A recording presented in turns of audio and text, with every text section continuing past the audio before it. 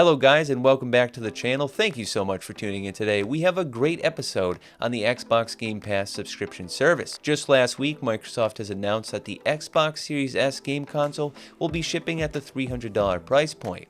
Now this is an immense value for what you're paying, but there is one downside. There is no actual disk drive. So if you're someone who's big on physical media, you're going to really have to think about how you want to move forward as an Xbox gamer.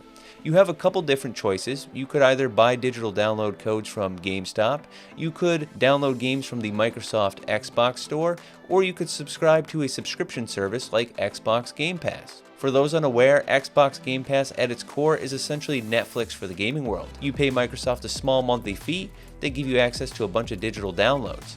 Now, as long as you have an active subscription, you can go ahead and play these games, but it's worth noting that just like Netflix, content enters and exits the service depending on the agreements. How Game Pass works is really quite simple.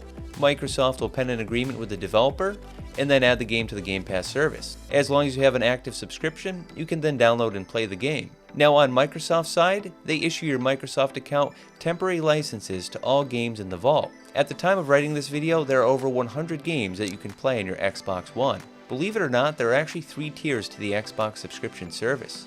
The first tier is the most notable, the Xbox Game Pass console.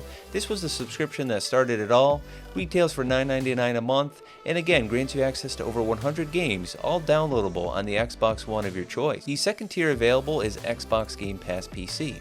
Now Xbox Game Pass PC is clearly created for a Windows PC gamer, and you're going to notice that a lot of the same 100 games are available on PC as they are on Xbox. There are a few notable exclusions, maybe being Age of Empires, and at least at the time of this video, Microsoft Flight Simulator. The third and final tier of the service happens to be called Xbox Game Pass Ultimate, and it is, dare I say, the ultimate subscription. It includes everything from Game Pass PC and Game Pass console, in addition to something called Project xCloud. Project xCloud is Microsoft's game streaming service. If you've heard of Google Stadia, this is very similar, but much better.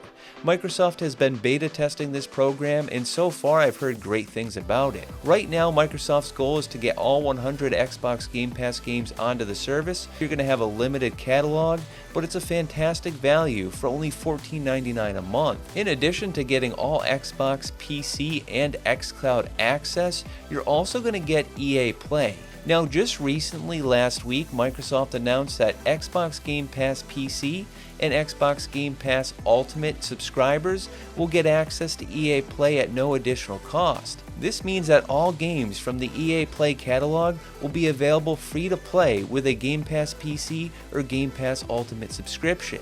You're saving $4.99 a month there, and you're getting access to a ton of different games. By now, I hope you have a little bit better understanding of what Xbox Game Pass is, how it works, and the different tiers offered by the service. I myself was not a big fan of a subscription-based gaming service. I kind of like to own things that I buy, but Microsoft has since gained me as a customer. They continue to add amazing games to the service. The great thing about Game Pass is they're not just adding their own games. You have developers from all over joining the service. It truly is the Netflix of gaming. Maybe the most exciting thing about Game Pass is just watching where the service will go.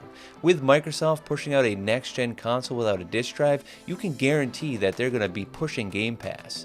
And with more subscribers means more games. We're going to see this service really blossom into something amazing, and I don't know if the gaming industry is really ready for that yet. Wherever the gaming industry might be headed, it's clear that Microsoft has its direction locked. I want to thank you for joining in on the conversation today. If you have anything to add, please do so in the comments. If you found this video informative, please give me a thumbs up and feel free to subscribe. As always, thank you and have a nice day.